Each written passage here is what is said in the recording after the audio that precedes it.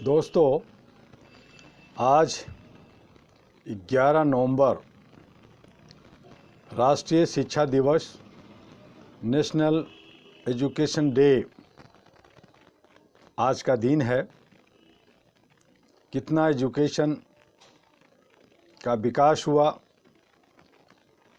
कितने लोग शिक्षा पर जागरूक हुए, ये हम आप सभी लोग जानते हैं। अपनी बातों को पूरा शुरू करने से पहले तो आपको राष्ट्रीय शिक्षा दिवस की बहुत बहुत शुभकामना। और आज का शुभ विचार कोट्स है, the only solution to most difficult problem today in the society, country and world is character. If character is lost, no prestigious remains. और इसी के साथ कल जो रिजल्ट बिहार विधानसभा का आया, उसमें जो एनडीए को जीत दिलाई गई, ये जीत बिहार की जनता की नहीं बल्कि नौकरशाह, मीडिया और तथाकथित उन जनप्रतिनिधियों का है जो लोकतंत्र की हत्या करना चाहते हैं। लोकतंत्र, आज शिक्षा दिवस पे मैं कहना चाहूँगा कि लोकतंत्र भारत के अंदर जो व्याख्या की जाती है कि जनता द्वारा जनता के लिए, ये सब गलत है। जिस तरह से जात पात, ऊंच नीच, भेदभाव का ये जो अडम्बना फैला दी गई है, उसी तरह से जनता के बीच में कि ये लोकतंत्र जनता का है, ये सरासर झूठ है। ये लोकतंत्र उन तथाकथित लोगों का है जो सत्ता को भोगना चाहते हैं और जनता पे जुल्म सितम ढाना चाहते हैं।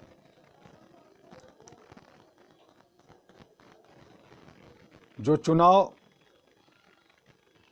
निष्पक्ष होनी चाहिए,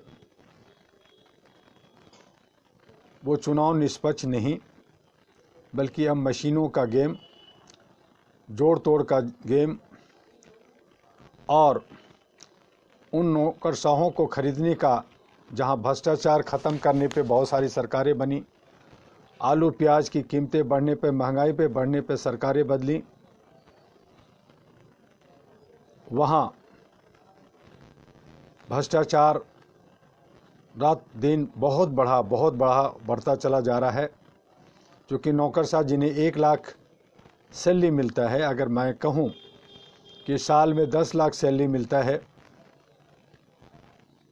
तो 10 साल में उसे 1 करोड़ मिलेगा और 100 साल में उसको 10 करोड़ मिलेगा। उन नौकरशाहों को चंद इधर से उधर मशीनों में, बाकी चीज़ गड़बड़ी में, अगर एक बार एक झटके में ही अगर 10-20 करोड़ मिल जाए तो वो क्यों छोड़ेगा। तो इस तरह से लोकतंत्र को मजाक बना दिया गया है और चंद लोग पैसे के खातिर अपनी ज़मीर को बेच दिया है और यही हमारा सबब है गरीबी का, यही गुलामी का।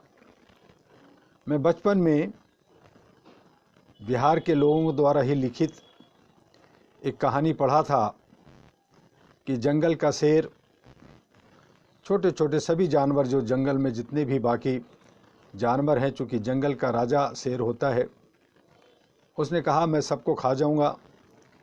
सब ने कहा कि भाई सबको क्यों खा जाते हो, एक एक करके खाओ ताकि कुछ तो परिवार बचेगा।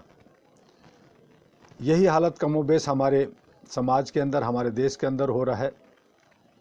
ये जंगल और जादू टोना का देश, जो हमारे देश के प्रधानमंत्री ने भी कई बार बोल चुके और बाकी बुद्धिजीवी भी कहते हैं कि ये जंगल और जादू टोना और नशे में धूर्त और गुलामी में जीने वाला देश रहा है। तो जंगल का शेर एक एक जानवर को खाने लगा। लोगों ने कहा चलो एक एक ही खा रहे हैं, बाकी तो बढ़ रहे हैं, बाकी तो बच रहे हैं। और इसी अंधभक्ति और इसी जय हो के नारा से लोग एक एक जाकर के उनके काल का ग्रास बनते गए। लेकिन समय के अंतराल में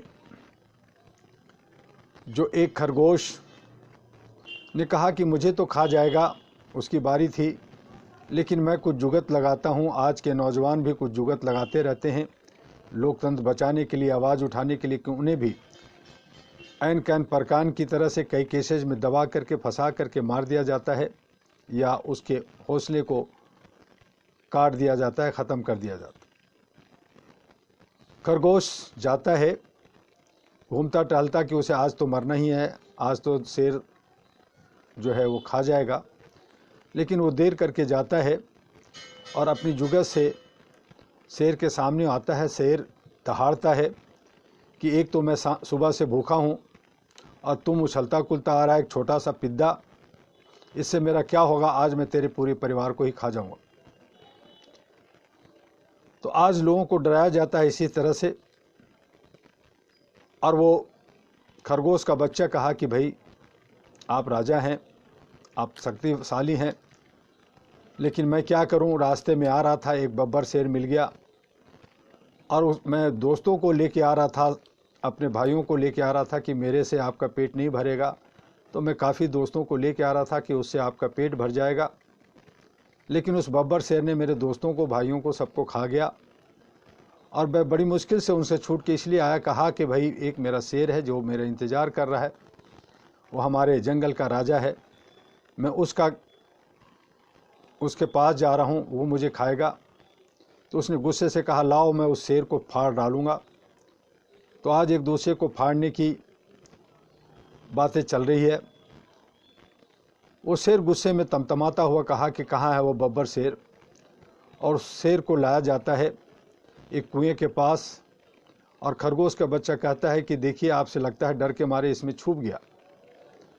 वो शेर कुएं के पानी में अपना अस्क देखता है, दहाड़ता है, उसकी आवाज़ कुएं में गूंजती है और वो सोचता है कि सचमुच में दूसरा शेर इसके अंदर छुप गया है, और वो दहाड़ता हुआ उसके अंदर कूद पड़ता है और वो अपनी जान गंवा देता है। तो आज हमारे कमोबेश देश के अंदर कुछ तथाकथित शेर हैं जो दहाड़ रहे हैं, लेकिन मुझे विश्वास है कि एक नौजवान कोई पैदा लेगा, कोई एक ऐसा बंदा पैदा लेगा जो भारत के तकदीर और तदबीर को बदल देगा। हम विश्वासी लोग हैं, हम उम्मीद करने वाले लोग हैं। 33 करोड़ देवी देवता भारत में हैं, फिर भी हम इस आस और इस उम्मीद में लगे हैं कि कोई ऐसा भगवान आएगा जो हमारी गरीबी को, हमारी अशिक्षा को, हमारी मजबूरी को, हमारी गुलामी को ठीक करेगा। और इसी उम्मीद में हम जी रहे हैं। और कई जो भी दबंग, कोई भी बाहुबली दिखता है, हम उसे भगवान और जय हो का नारा लगाने लगते हैं, ताकि हमें लगता है कि कोई न कोई भगवान फिर से आ गया। तो 33 करोड़ प्लस 34 करोड़ 35 करोड़ ऐसे बढ़ते चले जाएंगे। कब सही माने में भगवान आएगा, कब कौन सही माने में हमारे समाज को, हमारे देश को बदलेगा, इस पे लगातार हम लोग सोचते रहते हैं। और इसी विश्वास के साथ हम लोग जी रहे हैं, अपनी अज्ञानता में, अपने जात धर्म ऊंच नीच के भेदभाव लेकर के, तरह तरह के लोगों के बहकावे में आकर के हम जी रहे हैं। ये तो शुक्र है कि मुस्लिम लोगों में वहाँ इंड कर दिया गया है कि मोहम्मद आखिरी पैगंबर है, उसके बाद कोई पैगंबर नहीं होगा। अगर वहाँ भी होता कि दूसरा भी, तीसरा भी, चौथा भी और बहुत सारे आएंगे तो पता नहीं क्या होता। लेकिन भारत के अंदर अभी आस है कि हमारे और भी भगवान आएंगे और हमारे को सुधारेंगे। 140 करोड़ की आबादी में चंद लोग भगवान बनने की कोशिश में या भगवान अपने को दिखा करके बाकी को ठगते हैं, अपने ज़मीर को बेचते हैं और हम उस अंधभक्ति में जीते हैं और उसकी जयकार करते हैं। तो इस तरह से ये लोकतंत्र ख़त्म होता चला जा रहा है। फिर से हम लोग गुलामी की तरफ बढ़ रहे हैं और चंद लोग अपनी ज़मीर बेच कर करके खूब सारे पैसे इकट्ठे कर करके बैंकॉक, मॉरिशस और बड़े बड़े रिजोर्ट्सों में जा कर के मौज मस्ती ऐश कर रहे हैं। बहुत सारे जनप्रतिनिधि, बहुत सारे लीडर्स बीवियों को छोड़ करके कहते हैं कि बीवी, एक बीवी से क्या होगा, मेरे पास तो 10, 20, 50, 100 बीवियां भी मेरे लिए कम है। जब वो सत्ता में आते हैं, सत्ता के भूख में वो बहुत सारे भ्रष्टाचार, बहुत सारे बलात्कार, बहुत सारे गलत कामें करते हैं। तो उनके लिए तो एक बीवी का मतलब ही नहीं बनता। जो लोग एक बीवी और बच्चों के साथ जीवन यापन करते हैं, बड़ी मुश्किल से अपनी दिनचर्या पूरा करते हैं, रोटी कपड़ा मकान की व्यवस्था करते हैं, उनके दुख तकलीफ़ को कौन जाने। जो लोग जिनके पास बीवी नहीं है वो 100 बीवी, 50 बीवी का मज़ा लेते हुए जो ज़िंदगी जी रहे हैं, उन्हें ज़रा सा भी शर्म नहीं है। तो ये हालात हमारे देश के अंदर है। हम गुलामी और गुलाम होते चले जा रहे हैं। तो हमें जागना होगा और हम इसी उम्मीद से जी रहे हैं कि कोई तो आएगा जो भगवान बन के आएगा, फरिश्ता बन के आएगा, पैगंबर बन के आएगा, दूत बन के आएगा और हमारी किस्मत को, हमारी दशा दिशा को बदल देगा। तो जो ये लोकतंत्र का खेल जो हो रहा है और लोग कह रहे हैं कि फलना है तो मुमकिन है, तो ये जो फलना है वो मुमकिन है, ये भगवान की तरफ इशारा करता है। एक तो और भी जब 33 करोड़ देवी देवता भगवान है तो और भी मान लो, शायद कल्याण हो जाए। तो ये जो हालात हैं ये हमारे देश की हालात हैं। हमें समझना होगा, देखना होगा और देश को अगर आगे ले जाना है, अगर अंधभक्ति से बाहर निकलना है, अगर जो हम गलत रास्ते पे भटके हुए हैं, तो हमें बहुत कुछ करना होगा, बहुत सारी बलिदान देना होगा। तभी हम 203 जो देश है पूरे विश्व में, इस पृथ्वी पर, उसमें हम अव्वल आ सकते हैं। भारत के अंदर कोई कमी नहीं है, खादान है, हमारे के यहाँ अन्न है, हमारे के यहाँ एजुकेशन की कोई कमी नहीं है। हमने भारत को बहुत कुछ दिया है किसी भी क्षेत्र में, चाहे वो इलेक्ट्रॉनिक मीडिया हो या एजुकेशन हो, चाहे वो इतिहास हो, चाहे भूगोल हो, चाहे वो साइंस हो, भौतिक हो, रसायन हो, सभी क्षेत्रों में भारत अव्वल रहा है। और भारत के लोग ही जा कर के, चाहे वो अमेरिका में हो, यूरोप में हो, वो ऐसे ऐसे काम कर रहे हैं जो वहाँ के लोग नहीं कर सकते। तो ये जो हमारी विलक्षण शक्तियाँ हैं उनको समेटना कर और युवाओं को आगे आकर के ये जो गंदगियाँ फैला रहे हैं, इनको गंदगियों को साफ़ करना होगा। इनको, ये जो चंद लोग हैं, मुट्ठी भर लोग हैं जो हमारे और आप पे शासन कर रहे हैं। बड़ी मज़े की बात है, मैं बहुत हैरान होता हूँ कि बिहार की आबादी 12 करोड़, वोट देते हैं 4 करोड़ 10 लाख और चंद 1-1.5 करोड़ लोग जो वोट लिया वो जीत जाते और उनको 250, 25, 100 के मार्जिन पे। और उसमें भी गेम होता है, उसमें भी चुनाव में घपले होते हैं, काउंटिंग में घपले होते हैं, देर किए जाते हैं। और जब एक्सपर्ट से बात मैं किया तो एक्सपर्ट ने कहा बहुत कुछ हो सकता है और बहुत कुछ हो रहा है। तो ऐसे लोकतंत्र से क्या फ़ायदा। उम्मीद थी कि एक नौजवान बिहार का एक मुख्यमंत्री बनेगा और बहुत लोगों की ये सोच थी, बहुत सारी उम्मीदें थी कि बदलाव होगा, लेकिन वो नहीं हुआ। अब बिहार कहाँ जाएगा ये अब वहाँ की जनता, वहाँ के लोग जाने।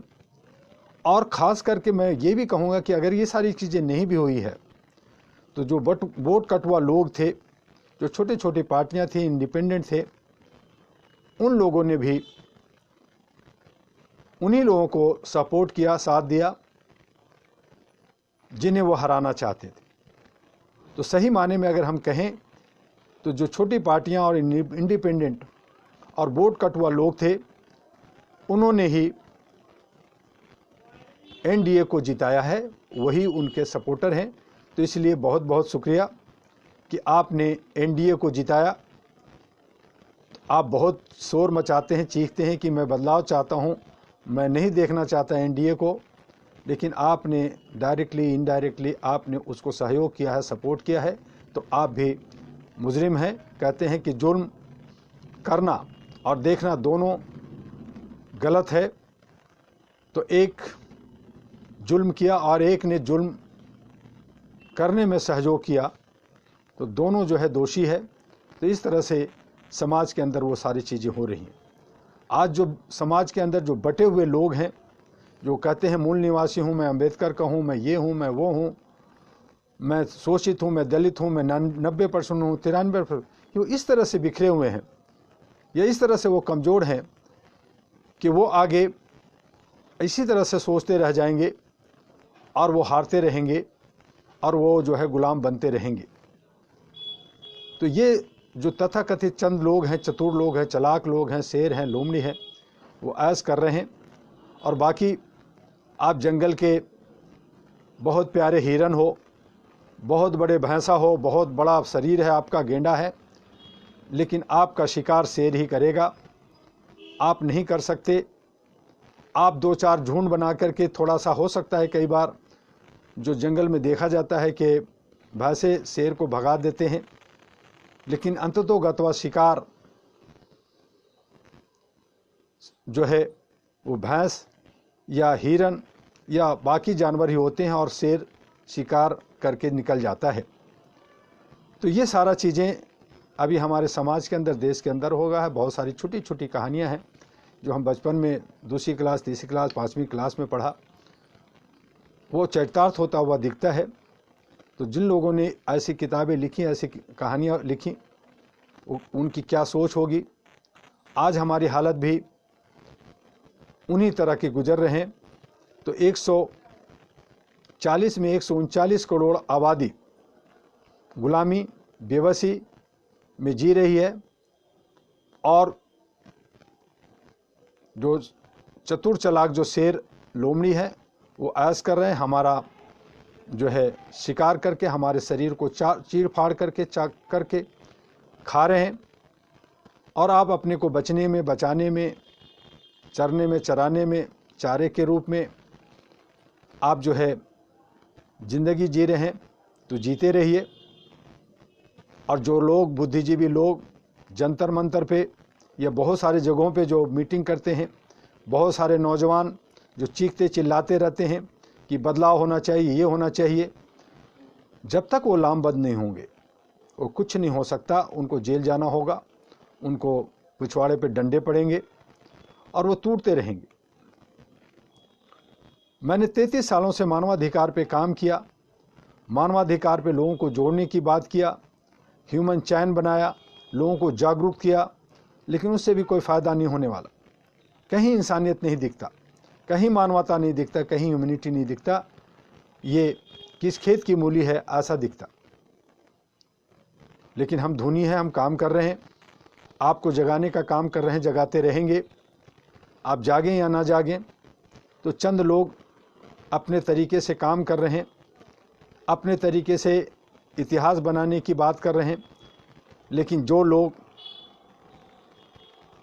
हमें और आपको तोड़ रहे हैं, उन्हें मरना होगा, उनके भी शरीर पे कीड़े पड़ेंगे, वो भी बर्बाद होंगे।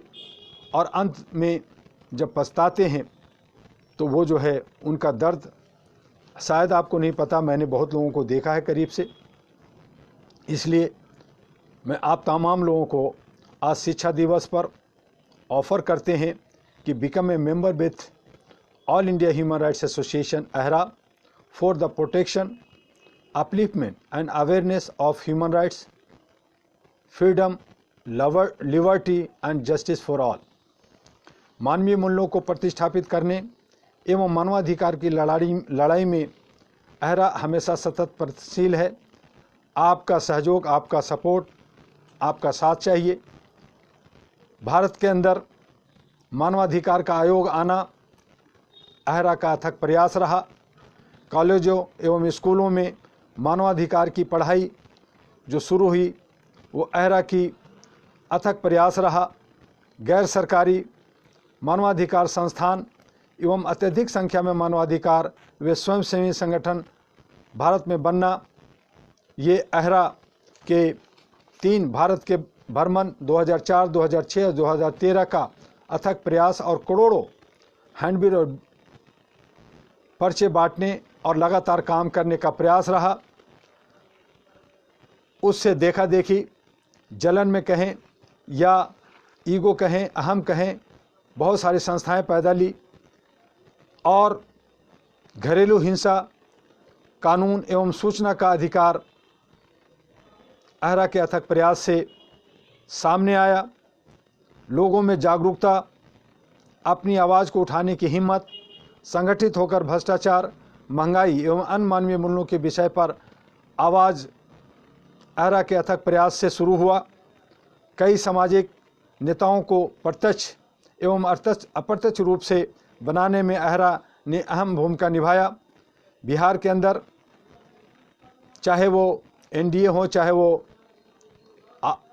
आरजेडी हो, उन तमाम लोगों में हमारे अहरा के बहुत सारे साथी जीते हैं, कुछ लोग हारे भी हैं। लेकिन मैं जो जीते हैं उनसे मैं कहूँगा कि वो समाज के लिए, बिहार के विकास के लिए काम करें, और जो हारे हैं वो हिम्मत ना हारें, वो अच्छे काम करें, उन्हें फिर मौका मिलेगा आगे बढ़ने का। आइए, आपका स्वागत है अहरा नेशनल पार्टी के अंदर, अहरा हेडक्वार्टर दिल्ली में। और मैं आपको ये भी बता दूं कि संपूर्ण भारत एवं सार्क देशों में जागरूकता अभियान जो मैंने 2004, 2006, 2013 में आगे चलाया, उससे बहुत सारी पार्टियां भी पैदा ली, बहुत सारे लोगों की जागरूकता हुई, ज्ञान वर्धन हुआ। और इसके साथ साथ अहरा ने कई छोटे बड़े कार्यशाला बनाकर चलाकर भारत के सभी राज्यों में मानवता का अलग जगाया। आज हर तरफ किसी न किसी रूप में मानवाधिकार की चिंगारी फूट रही है। अहरा भारत सरकार से एवं यूनाइटेड नेशन से सामंजस्य बनाकर शांतिपूर्ण बिना दान अनुदान के अपने सदस्यों के सहयोग से 33 वर्षों से काम कर रही है। अहरा ने न्यायपालिका के सहयोग से न्याय संबंधी कई वर्कशॉप चलाए हैं और चला रहे हैं। ऐसी कई उपलब्धियां हैं अहरा की जिसमें जानने की, समझने की ज़रूरत है। अहरा ने विगत 33 वर्षों में जो कार्य किया है उसे कारगर ढंग से आपके सहयोग से आगे बढ़ाना चाहता हूं। इसलिए शांति, आइए सांप्रदायिक सद्भाव और सामाजिक सौहार्द की दिशा में कदम उठाएं और शांति, एकता एवं भाईचारा कायम करने के लिए हाथ से हाथ मिलाएं, मानवाधिकार की सुरक्षा में आगे आएं। आपका स्वागत है। जो कुछ राजनीतिक में हो रहा है होता रहेगा, देखते हैं आगे क्या होता है। लोग जो है कोर्ट कचहरी, अब तो कोर्ट कचहरी पे विश्वास नहीं रहा, मीडिया पे विश्वास नहीं रहा। लोग जो है तथाकथित रूप से गलत लोगों का ही साथ देते हैं अपनी ज़मीर को बेच करके। तो ज़मीर को जगाएं, तभी सही माने में शिक्षा दिवस, राष्ट्रीय शिक्षा दिवस का मीनिंग निकलेगा। और इसके साथ ही आज बस इतना ही। कल फिर हम आपसे 1 बजे मिलेंगे। आपका डॉक्टर एमी दुआ। आज राष्ट्रीय शिक्षा दिवस की बहुत बहुत शुभकामना। जय हिंद, जय भारत।